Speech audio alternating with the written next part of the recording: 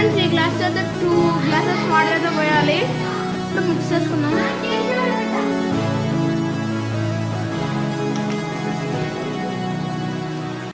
ఇప్పుడైతే 5 minutes దాకా పెట్టుకుందాం ఫ్రెండ్స్. చూడండి ఫ్రెండ్స్ గుమగుమలాడుతుంది. అయితే మనం ఉప్పు అయితే వేసుకోవాలి 1/2 టేబుల్ స్పూన్. ఫ్రెండ్స్ ఇప్పుడు టమాటా అయితే వేసుకుందాం. మిక్స్ చేసుకుందాం ఫ్రెండ్స్. చూడండి ఫ్రెండ్స్ చూడండి ఫ్రెండ్స్ 5 minutes దాకా పెట్టుకుందాం ఫ్రెండ్స్.